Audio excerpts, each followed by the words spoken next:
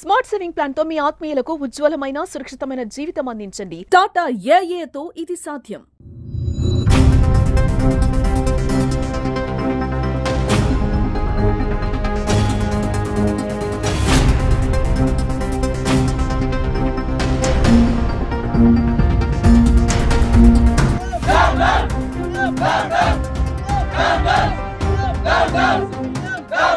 ప్రజాస్వామ్య విద్యార్థి సంఘం పీడీఎస్యు ఆధ్వర్యంలో అన్ని జిల్లా కేంద్రాలలో కలెక్టరేట్లు ధర్నాలు నిర్వహించడం జరుగుతుంది.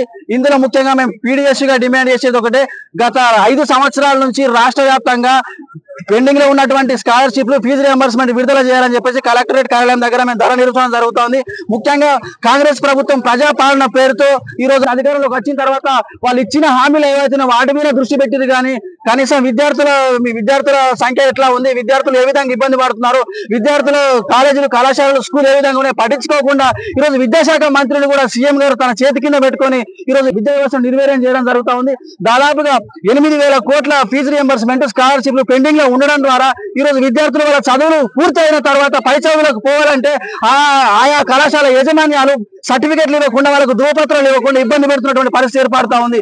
ఈ రోజు స్కాలర్షిప్లు ఇవ్వకపోవడం ద్వారా విద్యార్థులు వేలాది రూపాయలు ఈ రోజు కళాశాలలో కట్టకుండా పై చదువులకు పోకుండా ఇంటి దగ్గర ఉండాల్సిన పరిస్థితి ఏర్పడుతూ ఉంది. ఇది ప్రభుత్వాలకు తెలియాలంటే వాళ్ళు ఇచ్చిన పుట్టానికి ఇచ్చిన హామీలు అయితే ఏవైతే అవి నెరవేర్చడం కోసం ప్రభుత్వాలు ఆలోచిస్తున్నాయి, కానీ రేపు ఈ దేశానికి ఈ తెలంగాణ అభివృద్ధి కోసం పాటుపడేటువంటి విద్యార్థులు ఈ విద్యా వ్యవస్థ గురించి ఈ ప్రభుత్వం పట్టించుకోవడం లేదు.